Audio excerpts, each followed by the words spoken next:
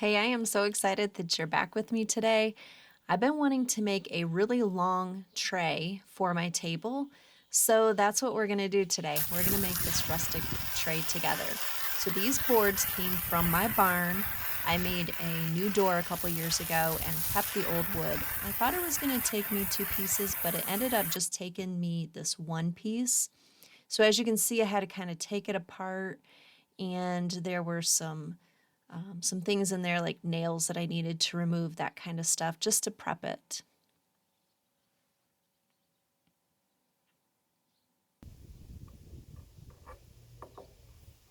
Now, I should say from the beginning that I am not a carpenter. I'm sure I broke every rule when it comes to being a carpenter.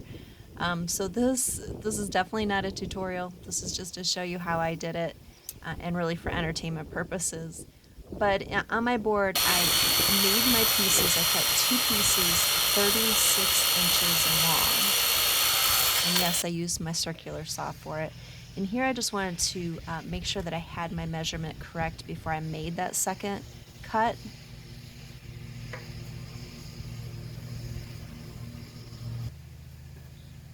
But it's at this point that I realized that I had a nail in the area where I needed to cut. So I really had to be careful with that, since this is an old piece of wood and it had nails and other things in it over time. So I just needed to make sure that I removed everything before I actually cut anything.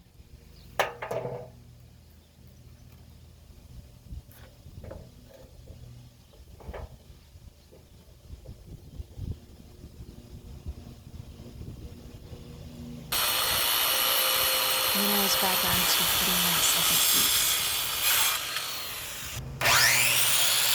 I had some additional wood around, and I used that just to put on the back of the tray to be able to nail it together. So I'm just cutting some pieces here.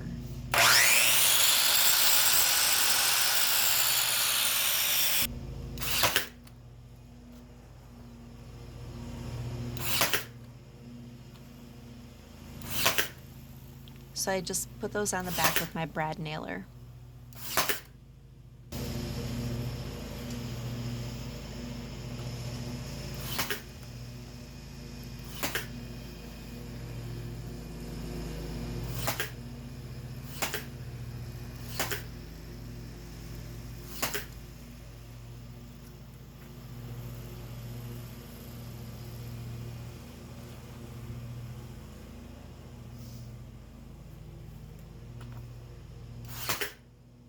The overall width of this tray ended up being, I think, about 15 inches wide, maybe just a little bit more. Those boards together were about 14 inches. So the rest of that board that I had left over, I cut into 3 strips, and I really did not want to have any exposed fresh cut ends, so I was going to miter the end. And so here I'm just making my second cut. I've already made my first mitered end. And you're going to hear me talking to myself. Nope, didn't do that right. This is where I realized that I did not cut it right. I am terrible with mitered corners. So I just went to plan B and made straight boards because I didn't have enough of the other board left to completely start fresh with a new mitered end. So it's okay. Went to plan B. Just made straight edges all the way around. And I did a lot of dry fitting. I edited a bunch of that out because it was not interesting. But I just really took my time and tried to get the pieces to come together as nice as I could, considering, these are old pieces of wood.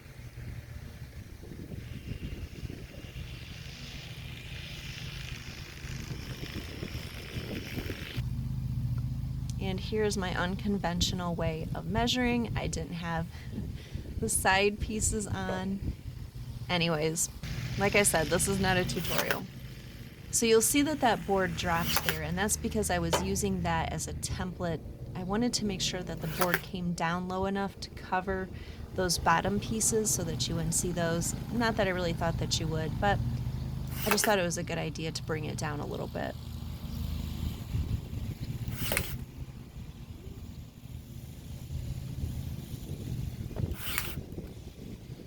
And it's at that point that I had a nail get lodged in there and spent probably the next 15 minutes trying to get that out. But anyways, I'm back up and running.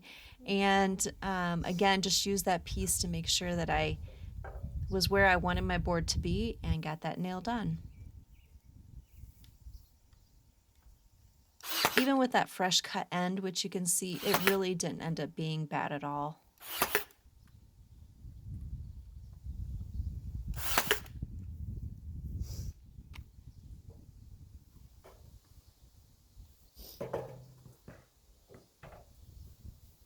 And at this point, I just lined everything up with the other sides. I didn't use that extra piece down at the bottom to try to line it up anymore. Again, this is a completely imperfect tray, which is part of what I love about it. So it's okay that, you know, it's not exact. And it is at this point that the sun is going down, so I'm trying to get my stuff done. This project took me a little bit.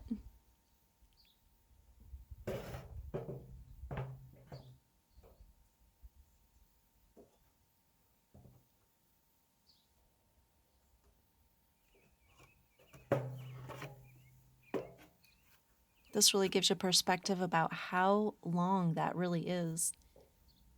This would be a tray that I don't generally see trays this long available in the store, or if you had to have it shipped, it probably would cost a lot of money. So that's why I wanted to just go ahead and make it myself. And it makes it extra special that it's out of a piece of wood from my own barn.